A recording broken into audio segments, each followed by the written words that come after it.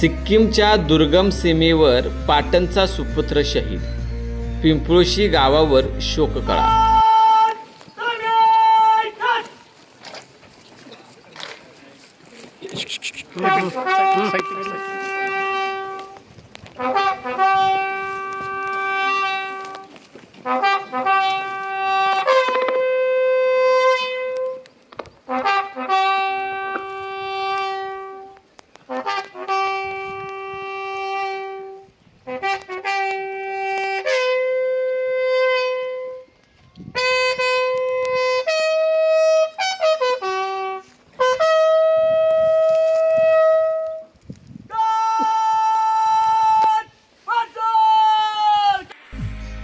देशसेवेचे कर्तव्य बजावत असताना सातारा जिल्ह्याने आपला आणखी एक हिरा गमावलेला आहे।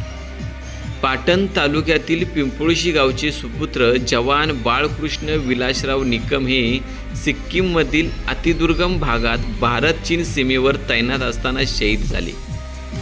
23 वर्षाच्या प्रदीर्घ सेवेनंतर अवघ्या काही वर्षात सेवानिवृत्त होणार असतानाच काळाने त्यांच्यावर घाला घातला। शहीद जवान बाळकृष्ण निकम वय 41 हे भारतीय सैन्याच्या इंजिनियर रेजिमेंट युनिट 120 मध्ये रेडिओ ऑपरेटर म्हणून कार्यरत होते। सिक्कीममधील शेरवानी येथील अतिशय दुर्गम आणि 2000 मीटरपेक्षा जास्त उंचीच्या पहाडी परिसरात ते देशाच्या रक्षणासाठी तैनात होते। बुधवारी दुपारी 12:30 वाजण्याच्या सुमारास कर्तव्यावर असताना त्यांना वीरमरण आले।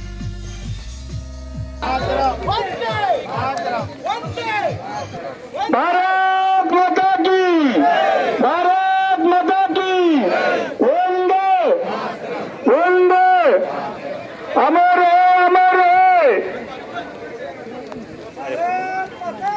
जय। 2003 मध्ये सांगली येथील सैन्य भरतीतून बाळकृष्ण निकम यांची निवड झाली होती।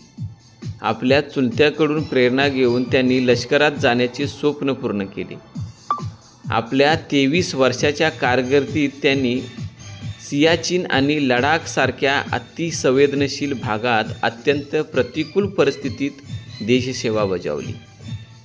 2027 मध्ये ते निवृत्त होणार होते, मात्र त्याआधीच ही दुर्दैवी घटना घडली।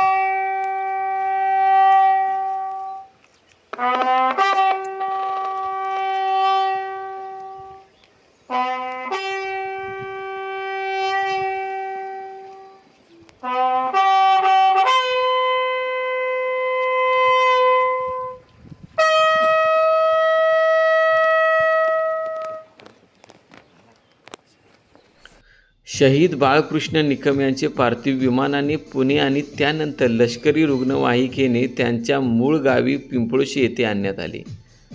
आज सकाळी शासकीय इतमामात त्यांच्यावर अंत्यसंस्कार करण्यात आले।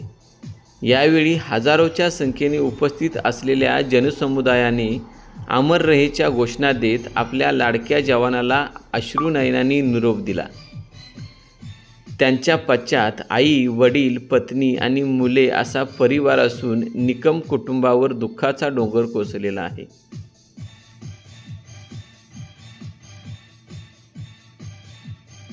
भारत मातेच्या या वीर सुपुत्राला लोकसम्राट महाराष्ट्र न्यूज परिवारातर्फे विनम्र अभिवादन आणि भावपूर्ण श्रद्धांजली। अशाच काही घडामोडीसाठी पाहत राहा लोकसम्राट महाराष्ट्र न्यूज.